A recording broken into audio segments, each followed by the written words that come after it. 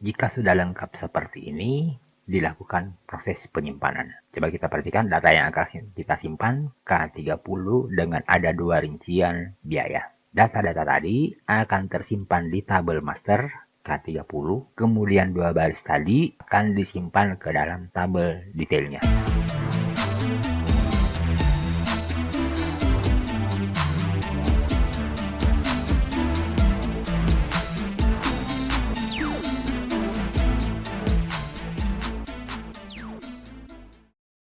Halo semua teman-teman coding, kita lanjutkan lagi pembelajaran kita masih di seri interaksi antara halaman web dan database khususnya MySQL dengan menggunakan konsep native. Di video pembelajaran sebelumnya, kita telah masuk pada tahapan penanganan data master detail, khususnya menampilkan data master detail, kemudian melakukan penghapusan data master detail. Pada kali ini, kita akan mempelajari lagi proses penambahan data baru yang sifatnya master detail, yaitu ketika melakukan proses penyimpanan, maka ada 2 tabel yang harus terisi, yaitu tabel masternya dan tabel detailnya. Contoh halaman yang kita harapkan kurang lebih seperti ini. Jadi pertama diisi kode kegiatannya, contoh K30, kemudian tanggal diusulkannya, kemudian nama kegiatannya, misal pembangunan sekolah, kemudian tanggal rencana dimulainya, kemudian tanggal selesainya, kemudian detailnya atau biaya-biaya yang dibutuhkan untuk kegiatan ini diisi pada bagian yang ini. Contoh, dipilih biaya yang ini, kemudian volumenya, misal 10, biaya satuannya misal 50.000, maka jumlahnya untuk yang ini sebesar 10 kali 50.000 sebesar 500.000. Kemudian diklik tombol tambah. Berarti sudah ada 1 rincian biaya untuk kegiatan ini. Jika masih ada biaya lainnya, maka dipilih lagi nama biayanya apa, volumenya sebesar berapa, kemudian biaya satuannya berapa, kemudian diklik lagi tombol tambah. Jika sudah lengkap seperti ini, dilakukan proses penyimpanan. Coba kita perhatikan data yang akan kita simpan K30 dengan ada 2 rincian biaya. Data-data tadi akan tersimpan di tabel master K30, kemudian 2 baris tadi akan disimpan ke dalam tabel detailnya. Atau dengan kata lain, ketika ditampilkan di sini, dilihat informasinya secara lengkap, ini data yang kita input tadi. Sekarang kita perhatikan terlebih dahulu halaman penambahan, khususnya event-event apa yang harus kita buat. Pertama, ketika mengisi volume atau satuan, maka jumlahnya akan terhitung dengan sendirinya. Contoh, diisi 10, kemudian di biaya satuan diisi 50.000, maka jumlahnya akan terhitung dengan sendirinya. Yang kedua, yang harus kita buat ketika diklik tombol tambah. Ketika diklik tombol tambah ini, kita harus bisa memastikan isian-isian ini sudah terisi sebagaimana mestinya. Contoh, dalam kondisi seperti ini, ketika diklik tombol tambah, maka dimunculkan pop-up box untuk mengisi nama biayanya. Jika nama biayanya sudah diisi, kemudian volume atau satuannya belum terisi, kemudian diklik tombol simpan, dimunculkan lagi pop-up box untuk menganjurkan pengisian 2 komponen yang ini. Sekarang kita isi, kemudian ditambah. Kemudian berikutnya adalah ketika diklik tombol tambah tadi, maka totalnya akan terhitung dengan sendirinya. Contoh, kita tambah lagi 1 nama biaya, kemudian volumenya misal 30, biaya satuannya misal 10.000. Coba perhatikan, di sini masih sebesar 500.000. Ketika diklik tombol tambahnya, maka total akan berubah dengan sendirinya. Kemudian berikutnya, di baris ini ada tombol hapus. Ketika diklik tombol hapus, maka tentunya baris yang bersangkutan akan terhapus dan selanjutnya juga totalnya akan berubah dengan sendirinya. Contoh, diklik baris yang ini, maka totalnya akan berubah. Event berikutnya yang harus kita perhatikan adalah ketika melakukan penggantian volume atau biaya satuan di baris yang ini, jadi bukan di baris yang ini, misal ini dari 30 diganti menjadi 50, maka jumlahnya harus diperbaiki dengan sendirinya, demikian juga totalnya. Selanjutnya, ketika mengklik tombol simpan, maka kita harus bisa memastikan semua elemen-elemen atau semua isian yang harusnya diisi sudah harus terisi. Contoh, dalam kondisi ini kode biaya, tanggal usulan, nama kegiatan belum diisi, kemudian diklik tombol simpan, maka akan tampil pop-up box untuk menganjurkan pengisian hal-hal yang harus diisi. Nah, sekarang jika ini sudah diisi, misal kode kegiatan K40, tanggal usulan dipilih, kemudian nama kegiatan, misal pembangunan jalan, kemudian tanggal mulainya, tanggal selesainya. Jika ini sudah diisi tetapi detailnya masih kosong, kita tambah dulu satu baris ya supaya lebih lengkap. Tapi pilih dulu satu, kita cukupkan dua. Misal di antara dua ini ternyata masih ada yang belum lengkap, contoh di baris pertama ini belum lengkap, maka akan ditampilkan lagi pop-up box seperti ini. Pilih dulu biaya pada baris ke-1, berarti ini yang dimaksud. Jika sudah diisi, kemudian ternyata volumenya masih kosong atau biayanya masih kosong, kemudian disimpan, maka akan dimunculkan isi volume biaya atau satuan. Jadi katanya masih ada yang belum lengkap. Jadi kesimpulannya, proses penyimpanan ini nanti bisa berlangsung ketika semua komponen-komponen yang harus diisi telah terisi secara lengkap. Saat ini saya telah menyiapkan sebuah draft yang nantinya akan kita modifikasi untuk membuat halaman penambahan data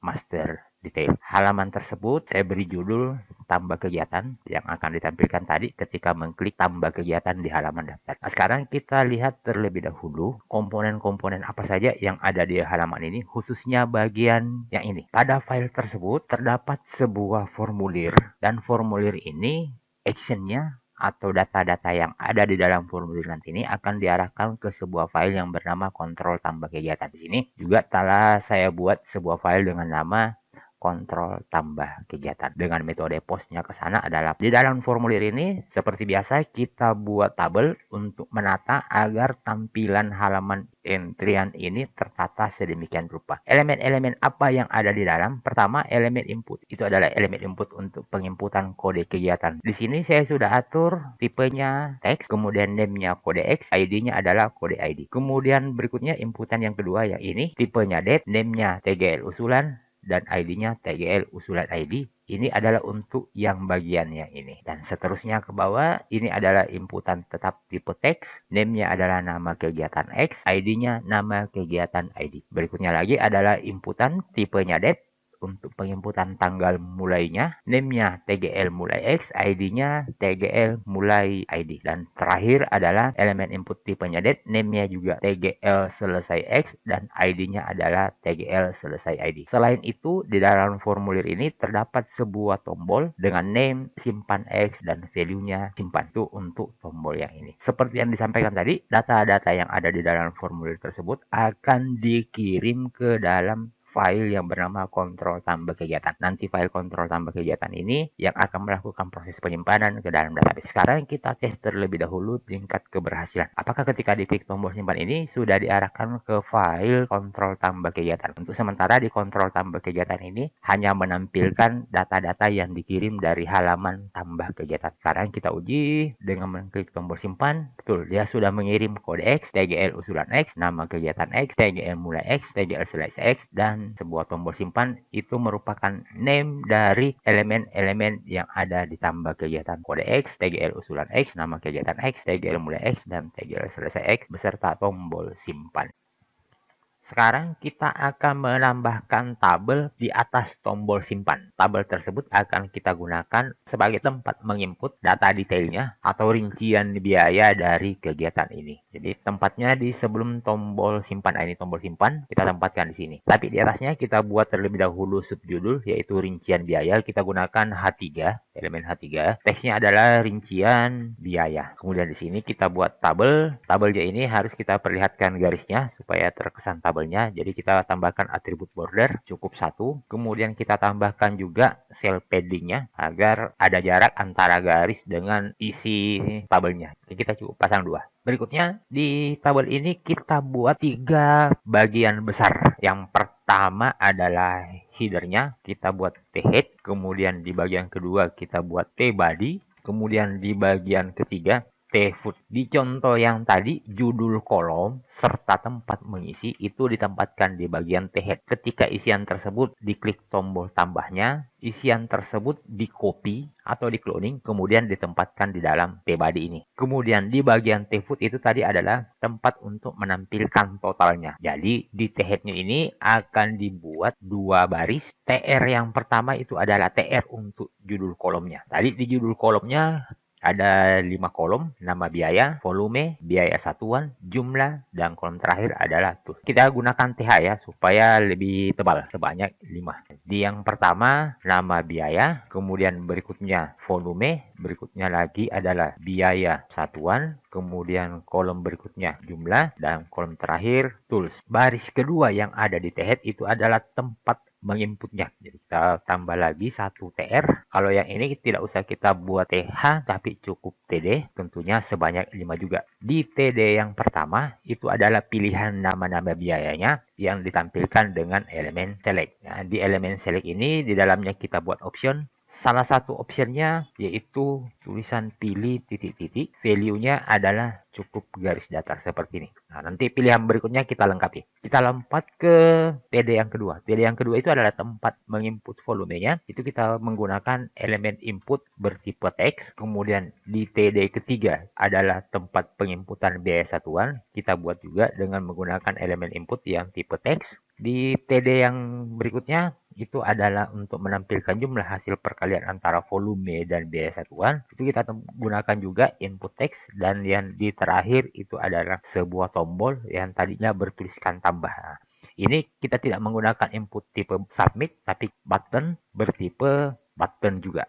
Kemudian tulisannya kita tempatkan di antara tag bukanya dan tag tutupnya. Tulisannya itu adalah tambah, sehingga halaman untuk sementara kurang lebih seperti ini. Nah, berikutnya kita lengkapi untuk di bagian bawah, yaitu di T-food-nya untuk totalnya. Jadi di T-body-nya untuk sementara kita abaikan karena ini adalah penempatan. Ketika mengklik tombol tambah ini, kita akan copy baris yang ini, kemudian akan ditempatkan di dalam T-body. Karena kita tambahkan dulu untuk yang di T-food-nya, bagian bawah untuk totalnya. Nah, kita buat lagi sebuah baris, kemudian tentunya kolomnya sama dengan yang di judulnya, kita buat TD juga sebanyak 5. Tapi dari kelima kolom ini yang akan diisi hanya TD yang sejajarnya dengan jumlah. Nah, kita buat di sini sebuah inputan lagi dengan tipe teks, sehingga tampilannya kurang lebih seperti ini. Nah, sekarang kita satukan terlebih dahulu yang ini. Jadi ini 3 kolom ini bisa kita merger